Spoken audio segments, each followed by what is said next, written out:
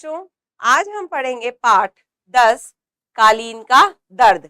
ये एक कहानी है कि जो कि एक बच्चे की कहानी है जो कि अपना दुख जो है कालीन के माध्यम से कहीं और पहुंचा रहा है ना। वो सपनों में ही अपने सपने उस कालीन से बात करता है और वो कालीन उसकी आवाज को किसी और तक पहुंचा रहा है। कालीन एक माध्यम है। तो कालीन का दर्द, इस कहानी का नाम है। प्रस्तावना। हमारा ध्यान गरीबी, भूखमरी, बेरोजगारी और बाल श्रमिकों की समस्या का समाधान निकलना। परिकल्पना। क्या इन समस्या बिना हमारी प्रकृति अधूरी होगी? अब जो है हमारा ध्यान का बताया है, हमारा ध्यान जो है बाल श्रमिक, गरीबी, भूखमरी, बेरोजगारी इसकी तरफ खींचना है। अब क्या इन समस्याओं के समाधान के बिना हमारी प्रगति हो सकती है? अगर हम इस समस्याओं का कोई इलाज नहीं ढूंढेंगे तो क्या हम विकास कर सकते हैं? बिल्कुल नहीं कर सकते। कहीं ना कहीं हम पिछड़े हुए आज भी रहेंगे, क्योंकि गरीबी, भूखमरी, लोग भूखे हैं। भूखे होने के कारण वो किसी भी तरह का काम कर सकते हैं। गरीबी होने के कारण वो कुछ भी गलत काम, अपनी जान से खेलना, किसी भी तरह का काम कर सकते हैं। और बाल श्रम, छोटे छोटे बच्चे जो है अपनी जान जोखिम में डालकर ऐसे ऐसे कारखानों में, ऐसी ऐसी फैक्ट्रियों में काम करते हैं जहाँ की उनका बचपन ही नहीं, उनकी जान भी जा सकती है। उद्देश्य। हमें इनके समाधान के बारे में सोचना चाहिए और इन्हें हकीकत से अवगत कराना चाहिए। ठीक है, अब हम शुरू करते हैं आज का पाठ। उस शाम को एक अजीब घटना घटी।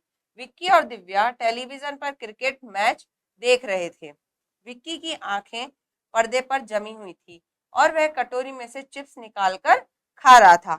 आउट, खाते हैं जब आवाज निकलती है ना, चिप्स खाते हैं, आउट, करारी करारी सी आवाज होती है ना। फिर एकदम से आवाज आई आउट। आउट मतलब खाते हुए जो है एकदम से बहुत ज्यादा खुश हो जाते हैं, है ना, या फिर बहुत कोई ऐसी चीज हो जाती है जो हमें एकदम से चौंका देती है। चिल्लाते हुए वो उछलने लगा। उत्साह में उसके हाथ से चिप्स नीचे गिर गई। इससे पहले कि वह उठने लगता वे गायब हो गए, है ना। वाह, बहुत ही स्वादिष्ट है, बड़ाई करते हुए आवाज सुनाई दी। दीदी, यह कालीन तो बोल रहा है, विक्की धीरे से फुसफुसाया। उसकी आवाज कांप रही थी, मतलब डर रहा था वो। दिव्या ने हाँ में सर हिलाया, उसे भी आवाज सुनाई दी थी। सुनो, उसने कालीन की ओर देखते हुए पूछा, तुम कौन हो? मैं अजीज हूँ, इस कालीन को बनाने वाले बच्चों में से एक, जवाब आया। अब क्या है, वो कालीन जो है बोला कि जब उससे पूछा गया कि कौन हो, तो वो बोला मैं अजीज हूँ, है ना, इस कालीन को बनाने वाले बच्चों में से एक।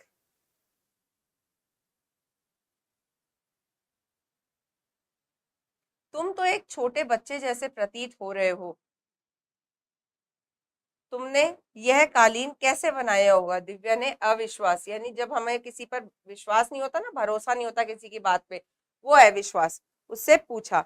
अब जो दिव्या ने है, जब उसे पता लगा, देखिए ये कालीन की आंखें बनी हुई है, कालीन ने कहा मैं अजीज हूँ, कालीन बनाने वाला एक छोटा बच्चा। तो दिव्या ने पूछा कि तुम कैसे बना सकते हो कालीन, क्योंकि तुम तो छोटे बच्चे हो। मैं तो फिर भी बड़ा हूँ, मुझसे भी छोटे बच्चे यह काम करते हैं, अजीज ने उदास स्वर में जवाब दिया। उदास मतलब कि दुखी स्वर में जवाब दिया। कहाँ? विक्की ने पूछने लगा। कालीन के कारखानों में, जहां मैं रहता हूँ, अजीज बोला। अजीज जब पूछा कि कहाँ बनाते हैं बच्चे, तो उसने कहा कालीन के कारखानों में। तुम वहां रहते हो तो तुम्हारी आवाज यहाँ कैसे आ रही है? दिव्या ने पूछा। वो क्या है कि एक दिन जब मैं ये कालीन बुन रहा था, तभी मैंने दिन में ही एक सपना देखा। मुझे लगा कि जिन लोगों ने यह कालीन खरीदा है वे मुझे भी अपने घर ले आए हैं। जब तुम्हारी माँ यह कालीन खरीद कर लाई, मेरा सपना भी साथ आ गया। अब बताया कि वो बच्चा कैसे बोल रहा है उनसे। वो बच्चा कैसे बोल रहा है? अजीज नाम का बच्चा कालीन बोल रहा है कि जब अजीज नाम के बच्चे ने उस कालीन को कारखाने में बनाया था, तो वो एक सपना देख रहा था, वो सपने में देख रहा था कि ये कालीन तो जाएगा ही, कि काश कोई उसे भी वहां से बाहर निकाले। और जब दिव्या की माँ ने उसे खरीदा था कालीन को, तो वो जो सपना है उस कालीन के साथ में ही अजीज का सपना वहां आ गया। वैसे तुम हो कहाँ, असली रूप कहाँ है तुम्हारा, विक्की जानने के लिए उत्सुक था। उत्सुक यानी कि उसे बहुत जिज्ञासा थी, जिज्ञासु था वो। वहीं कारखाने में, क्या तुम वहां खुश नहीं हो, विक्की ने पूछा। खुश? वहां हमें सुबह 5 बजे से लेकर रात 8 बजे तक काम करना पड़ता है। केवल दोपहर में खाने के लिए 1 घंटे की छुट्टी मिलती है। जब काम खत्म होता है तब तक हम इतना थक चुके होते हैं कि खेलने का सवाल ही नहीं उठता। लेटते ही हमें नींद आ जाती है। अब वो बच्चा जो है वो बता रहा है कि वो खुश है ही नहीं, कि खुश होता क्या है, खुश शब्द। उसने अपनी बात बताई कि सुबह 5 बजे वो उठते हैं, रात को 8 बजे तक काम करते हैं, और इतना काम करते हैं कि इतना थक जाते हैं कि खेलने का तो टाइम ही नहीं मिलता, समय ही नहीं है उनके पास में। वो जैसे ही लेटते हैं सोने के लिए, उन्हें लेटते ही नींद आ जाती है। तुम्हारा मतलब कि तुम स्कूल नहीं जाते? विक्की को थोड़ी जलन होने लगी। अब विक्की क्या है, स्कूल जाता है, तो कई बच्चे होते हैं स्कूल जाने में थोड़ी उन्हें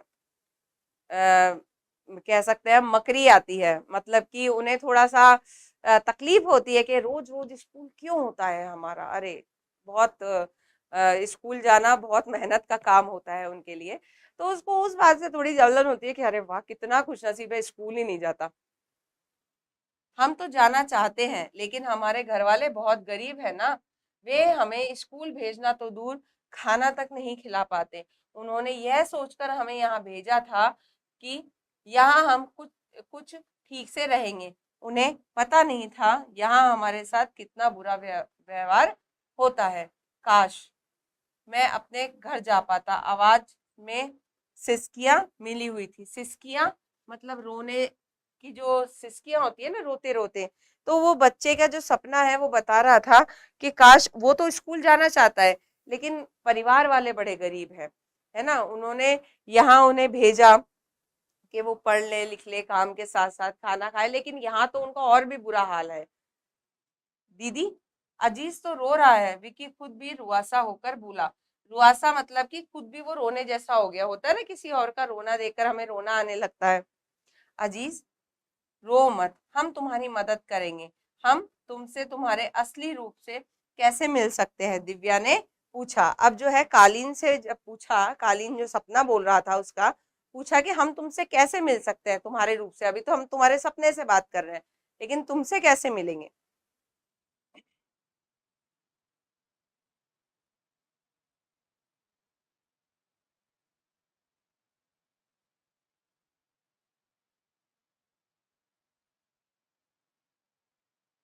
हाँ, अजीज ने अनिश्चय पूर्वक कहा, अगर तुम लोग कारखाने आओ तब शायद। वह चुप हो गया। दिव्या ने ठान ली कि वह अजीज से अवश्य मिलेगी। अब क्या हुआ, जब उन्होंने पूछा कि हम तुमसे कैसे मिलेंगे, तो उसने कहा कि कारखाने में मिल सकते हो शायद। शाम हो चुकी थी। मेहरा जी दफ्तर से आ चुके थे। मेहरा जी उन दोनों के पापा का नाम है। जैसे ही वे कमरे में आए, दिव्या दौड़कर उनके पास पहुंची और बोली, हम लोग कालीन का कारखाना देखना चाहते हैं। मेहरा जी ने कुछ सोचा, फिर बोले, तुम्हें रविवार को कारखाना ले जाएंगे। बच्चों को रविवार तक का इंतजार करना भारी पड़ा। अजीज भी बहुत उत्साहित था। तुम लोग मुझे करघे पर काम करते हुए देखोगे।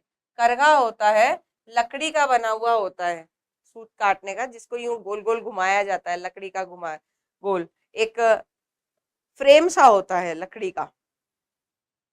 उसने बताया, मलिक साहब किसी को भी करघे देखने की अनुमति नहीं देते। अब उसने कहा मलिक साहब, मलिक साहब वहां के मालिक का नाम है कारखाने के, क्योंकि वे किसी को पता नहीं चलने देना चाहते कि यहाँ बच्चे काम करते हैं। अगर उन्हें लगे कि तुम उनसे कालीन खरीदोगे तब वे तैयार हो सकते हैं। उसने कहा कि अगर तुम उन्हें लालच दोगे कि तुम कालीन खरीदोगे तब शायद तुम्हें देखने दें। कारखाने की ओर जाते समय बच्चों ने ये सारी बातें अपने मम्मी पापा को बता दी थी। वहां पहुंचने पर एक मोटे अधेड़ व्यक्ति ने उनका स्वागत किया। यही होगा मलिक, दिव्या ने धीरे से विक्की को बताया। आइए, स्वागत है, कोई कालीन खरीदेंगे? वह उन लोगों को अंदर कमरे में ले जाते हुए बोला। उस कमरे में हर रंग और आकार के कालीन रखे हुए थे। अब वो जो है मलिक साहब, वहाँ का जो मालिक होता है, वो उन्हें बुलाता है। उसको लगता है कि बहुत अच्छे ग्राहक आए हैं जो कि कालीन खरीदेंगे। कुछ कालीन देख चुकने के बाद श्रीमती मेहरा ने कहा, मेरे बच्चे ये देखना चाहते हैं कि ये कालीन कैसे बनाए जाते हैं, क्या आप दिखा सकते हैं? अब जो है उसकी मम्मी थी, उन्होंने कहा कि क्या आप बता सकते हैं कि कालीन कैसे बनते हैं?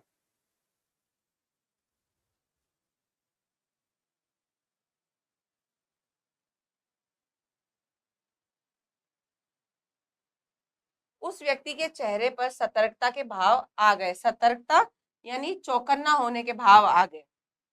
श्रीमती मेहरा ने तुरंत एक लाल कालीन को छूते हुए कहा, यह वाला बढ़िया है। उन्होंने मेहरा जी की और मुस्कुराकर देखा। उस आदमी का चेहरा चमक उठा। हाँ हाँ मैडम, आपकी पसंद बहुत अच्छी है। वह उसे लपेटने लगा। अब क्या हुआ कि उन्होंने जब कहा कि हम देखना चाहते हैं कि कैसे बनते हैं बच्चे हमारे, तो वो एकदम चौंक गया कि क्यों वो ऐसा बोल रहे हैं। तभी उसकी मम्मी ने जो बात पलटते हुए किसी कालीन को छुआ, लाल रंग के कालीन को, और बोला यह बहुत अच्छा है। तो वो जो था मलिक, वो खुश हो गया कि अरे वाह, खरीदेगा तो, है ना। उसने कहा, हाँ हाँ मैडम, आपकी ये पसंद बहुत अच्छी है, हम अभी बाद में तय करेंगे। श्रीमती मेहरा ने कहा, पहले हम करगा देखेंगे। वह आदमी थोड़ा हिचकिचाया। उसकी इच्छा तो नहीं थी, फिर भी अगर सौदा पड़ता है तो जरूर, मुझे खुशी होगी, यहाँ से आइए। अंत में उत्साह दिखाते हुए बोला। उसने सोचा कि अगर ये जो कोई मोटी आसामी आई है वो चली जाएगी तो कालीन कैसे लेंगे। तो कोई ना, थोड़ा सा पहले तो उस चौकन्ना हुआ, फिर उसने आश्चर्य जताया, फिर वो तैयार हो गया कि ठीक है, आप देख लीजिए। वह उनको आंगन के पास एक सकरे सकरे यानी कि बहुत पतले से रास्ते से होता हुआ एक धीमी रोशनी वाले कमरे में ले गया। बाहर तेज धूप में रहने के कारण उन्हें अंदर देख पाने में बहुत कठिनाई हो रही थी। कुछ देर बाद बड़े बड़े करघे दिखाई दिए। वहां कम से कम 20 बच्चे काम कर रहे थे। हर ओर ऊन के रुए उड़ रहे थे। विक्की को खांसी आने लगी। यह हमारा कारखाना है, मलिक शान से बोला। शान यानी गर्व करते हुए बोला कि ये हमारा कारखाना है। ये बच्चे, क्या इनसे काम करवाना कानून के विरुद्ध नहीं? मेहरा जी ने कड़े स्वर में कहा। कानून? क्या कानून इन्हें रोटी देगा? मैं इनकी देखभाल करता हूँ, घर में ये भूखे रह जाएंगे। वह आदमी शेखी बगाड़ता हुआ बोला। शेखी भगाड़ना यानी कि खुद की तारीफ करता हुआ बोला। जब मेहरा जी ने पूछा कि ये बच्चे काम कर रहे हैं, बाल श्रम है, ये तो कानून के खिलाफ नहीं है, तो उसने कहा कि कानून इन्हें खाने को नहीं देता है, मैं देता हूँ, है ना। तो वो अगर वो उनसे काम नहीं कराएगा, वो काम नहीं करेंगे उसके यहाँ, तो उन्हें पैसा नहीं मिलेगा और वो भूखे मर जाएंगे।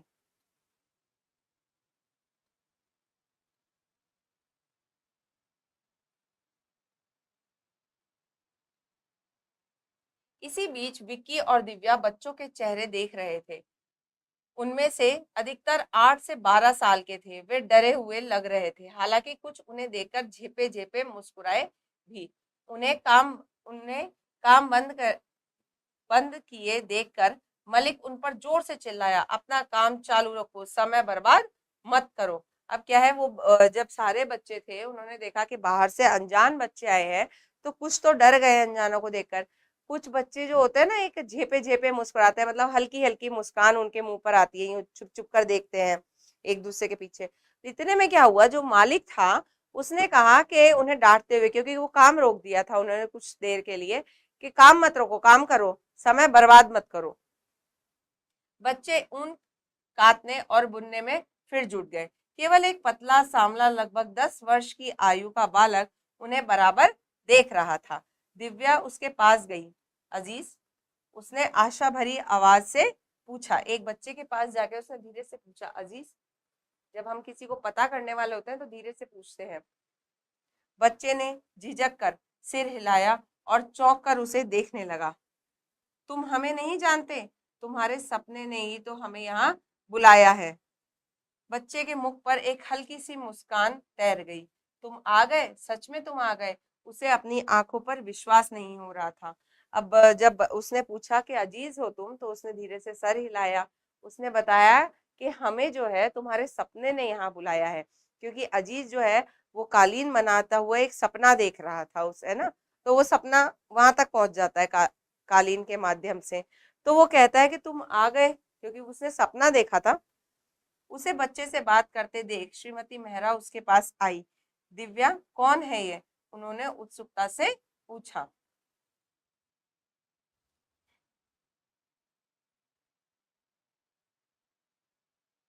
माँ, यही है अजीज, जो कालीन के माध्यम से हमसे बात किया करता था। श्रीमती मेहरा आश्चर्य से अजीज की ओर देखने लगी। क्या तुम सच में इनसे बात करते थे? अजीज नीचे देखते हुए बोला। मैं तो बस अपने आप से बातें करता था। काम के समय मैं कई बार ऐसा करता हूँ, विशेष रूप से तब जबकि मुझे घर की याद आती है। श्रीमती मेहरा ने अजीज का हाथ अपने हाथों में लिया। उस हाथों में लिया। उसके हाथों में गहरे घाव थे। अब जब उसकी माँ ने पूछा कि तुम अजीज हो, तुम बात किया करते थे, तो वो बोला कि मैं तो कालीन बनाते समय ऐसे ही सपने देखता हूँ, ठीक है ना। वो तब ज्यादा देखता है जबकि उसे अपने घर की याद आती है। तो जो उसकी माँ थी श्रीमती मेहरा, उन्होंने उस बच्चे के हाथ पकड़े और जब हाथ देखे तो उन हाथों में घाव थे। ऊन काटते समय हमारे हाथों में ऐसा हो जाता है, उसने हिचकते हुए बताया। तुम्हारा घर कहाँ है? श्रीमती मेहरा ने पूछा। बिहार में। मलिक हमें 4 साल पहले यहाँ लाया था। उसने अच्छा वेतन और खाना देने का वादा किया था। मेरे घर वाले बहुत गरीब हैं, इसलिए वे तैयार हो गए, लेकिन यह हमें पैसे नहीं देता, भूखा रखता है और मारता है। इसने 1 साल बाद घर भेजने का कहा था, लेकिन मैंने अपनी माँ को 4 साल से नहीं देखा।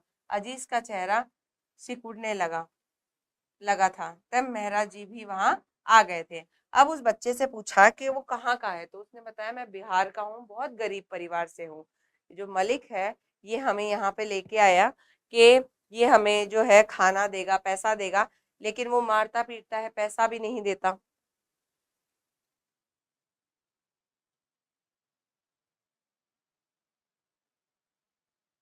यही है अजीज, श्रीमती मेहरा ने बताया। मेहरा जी ने उसकी ओर आश्चर्य से देखा। श्रीमती मेहरा ने उन्हें अजीज की कहानी सुनाई। मेहरा जी सहम कर बोले, ऐसा लगता है कि यह आदमी इन बच्चों से गैर कानूनी ढंग से काम करवाता है। अगर हम अभी कुछ करेंगे तो उन्हें संदेह हो जाएगा और इन्हें छिपा देगा। हो सकता है पिटाई भी करे। हम वापस जाकर अधिकारियों से बात करेंगे। सिर्फ अजीज को ही नहीं बल्कि सारे बच्चों को मदद की जरूरत है। मेहरा जी अजीज की तरफ मुड़े और प्यार से बोले, मैं वादा करता हूँ कि तुम्हें जल्दी ही यहाँ से ले जाऊंगा। तुम धैर्य रखो, धैर्य, धीरज, और इसके बारे में किसी को मत बताना। यह रहा मेरा पता, आवश्यकता पड़ने पर वहां आ सकते हो। अजीज ने सर हिलाया। अब क्योंकि अगर वो उसी टाइम, है ना, उसी टाइम कोई कार्रवाई करते, तो हो सकता है कि जो मलिक बच्चों को लेकर आया था वो उन बच्चों को कहीं छिपा देता, है ना, बचने के लिए। तो उन्होंने उसके पापा ने कहा कि हम बाद में कार्रवाई करेंगे, पहले जो है हम यहाँ से चलते हैं, फिर सारे बच्चों को एक साथ निकलवाएंगे। अजीज ने सर हिलाया। मलिक वापस आ गया। वह बाहर किसी ग्राहक के पास चला गया था। जब उसने मेहरा जी को अजीज से बात करते देखा तो उसे कुछ संदेह हुआ, संदेह, शक हुआ। आप उसे जानते हैं? उसने पूछा। नहीं, मेहरा जी बोले।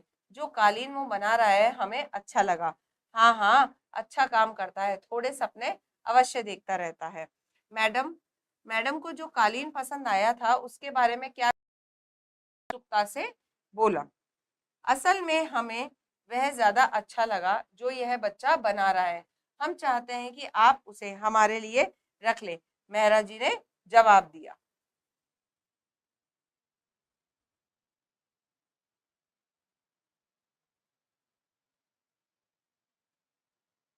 जरूर जरूर, मलिक प्रसन्नता पूर्वक बोला। 1 सप्ताह में तैयार हो जाएगा। वापस आते समय रास्ते में विक्की ने पूछा, उसकी सहायता के लिए हम क्या करेंगे? मैं श्रम आयुक्त से को सूचना दूंगा, वह जरूरी कदम उठाएंगे, उसके पिता बोले। घर पर भी बच्चे अजीज के बारे में सोचना बंद नहीं कर पाए। हर रोज वे उसे खुश रहने के लिए कालीन के जरिए उससे बातें करते। एक दिन सुबह उसके पिता ने उन्हें अखबार के पहले पन्ने पर छपी खबर दिखाई। उसमें लिखा था, स्थानीय कालीन कारखाने पर छापा, 10 बच्चे मुक्त। करघों पर काम कर रहे बच्चों की फोटो भी थी।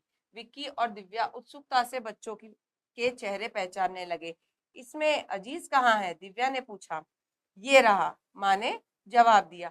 अब क्या हुआ, वो वहां से निकल तो लिए, फिर उन बच्चों ने पूछा कि हम क्या करेंगे इन्हें? तो उसके पिता ने कहा कि श्रम आयुक्त को इसकी खबर दी जाएगी।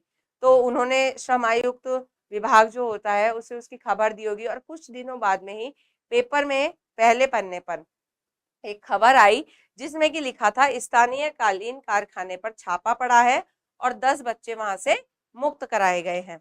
और उसमें जो था, अजीज की फोटो भी थी। तभी किसी ने दरवाजा खटखटाया। बच्चे दौड़ कर गए। दरवाजे पर अजीज अपने माता पिता के साथ खड़ा था। मेरे अब्बा और अम्मी से मिलो, अजीज बोला। ये मुझे घर ले जाने आए हैं। मलिक को आदेश मिला है कि वह हम बच्चों के बदले हमारे पिता को नौकरी दे, वह भी पूरी तनख्वाह पर। अब मैं स्कूल जा सकूंगा। अब जो है उनके घर का दरवाजा खटखटाया गया। जब खोलकर देखा गया तो अजीज बाहर खड़ा था अपने माता पिता के साथ में। उसने कहा कि मलिक को ये आदेश मिला है सरकार की तरफ से कि वो हमारी जगह, बच्चों की जगह पे उनको पिता को नौकरी दे, और वो भी पूरी तनख्वाह पर। तनख्वाह, वेतन के पूरा पूरा पैसा देगा वो वहां। बच्चों धन्यवाद, उसकी माँ ने कहा। अब जो है अजीज की माँ ने उन बच्चों को धन्यवाद दिया। नहीं, दिव्या बोल उठी, धन्यवाद तो अजीज के जादुई कालीन का किया जाना चाहिए। और सब हंसने लगे, सब प्रसन्न जो थे। ठीक है बच्चों, ये पाठ हमने पढ़ा, हमने इसमें जाना कि किस तरह का दुख, किस तरह की पीड़ा है ना, क्या इतनी मुश्किल झेलते हैं जो बाल श्रमिक बच्चे होते हैं। उन्हें बाहर के गरीब गांवों से या इलाकों से लियाया जाता है, ये वादा करके कि उन्हें अच्छा खाना मिलेगा, काम के साथ साथ उनकी अच्छी देखभाल की जाएगी, पैसा भी दिया जाएगा।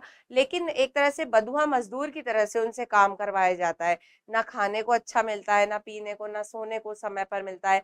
और वो लोग उन्हें घर नहीं जाने देते, रख लेते हैं अपने पास में ही, ना पैसा देते हैं। ठीक है, अब जो है हम इसके शब्दार्थ देखते हैं पाठ के।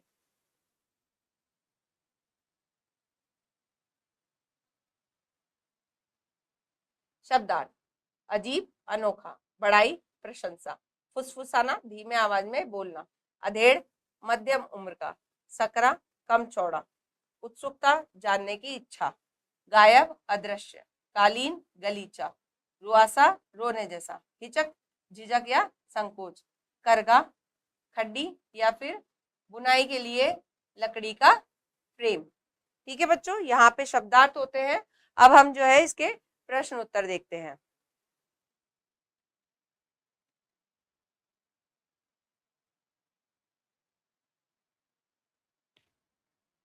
ख, पाठ के आधार पर खाली स्थान भरिए। पहला है, विक्की और दिव्या टेलीविजन पर खाली स्थान देख रहे थे। क्या देख रहे थे? Cricket match.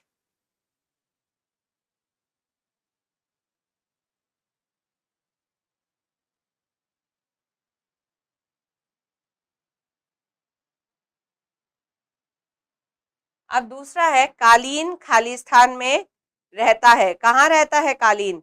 कारखाने में।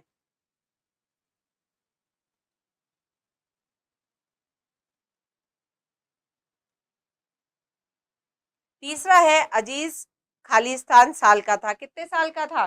10 साल का। चौथा है, अजीज खालिस्तान से आया था। अजीज कहाँ से आया था? बिहार से।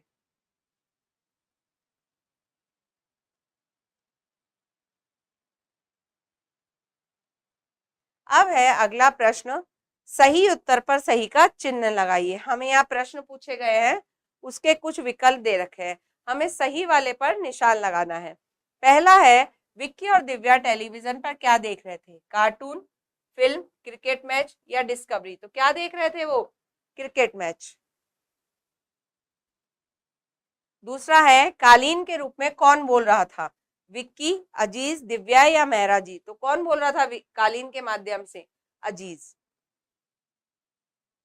तीसरा है कारखाने के मालिक का क्या नाम था? मिस्टर मेहरा, मल्होत्रा जी, कपूर जी, मलिक। क्या नाम था कारखाने के मालिक का? मलिक।